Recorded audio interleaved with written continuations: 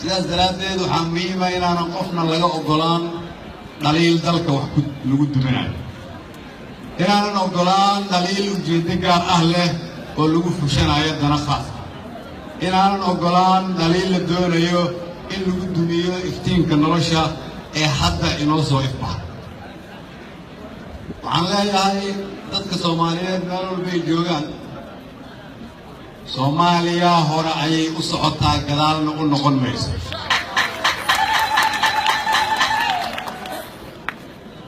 waxaan leeyahay dadka Soomaaliyeed haddii aad hore u arki jirteen in la niyad jabo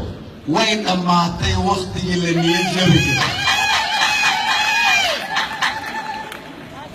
waxaan leeyahay dadka Soomaaliyeed haddii ay jiri jirtay 27 sano la soo dhaafay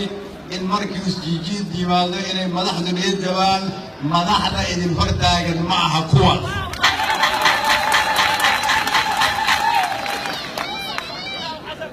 hadday jirto qof Soomaaliyeed oo ka walwalsan maalmaha la qaylinaya ama buuq siyaasadeed dhacaya sidaas daraaddeed madaxdu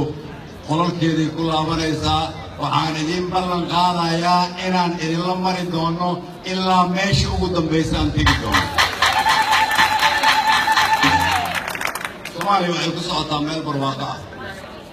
annagaa u jeednaa oo idiin soo aragnay dhulka barwaaqadaan u socono iftiin baa ummadda Soomaaliyeed u yimid waxaan rabnaa inaan iftiinkaas la qaadno kulliga waxaan soo jeedinayaa sidaas daraaddeed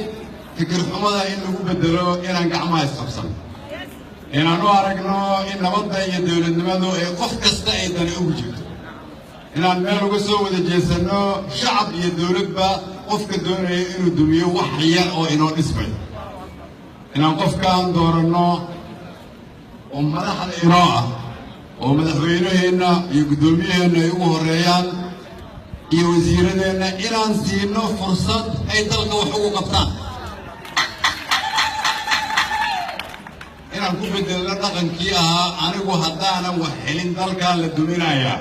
dalkaa kaa horeeya adiga inaan ogaano in qof kasta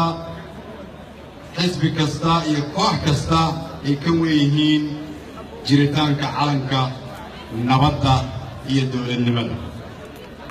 sidaas daraaddeed anigoo u mahadcelinayaa walaashii Khadiijo iyo dhammaan dadkii waxaan soo abaaday waxaan leeyahay mar walba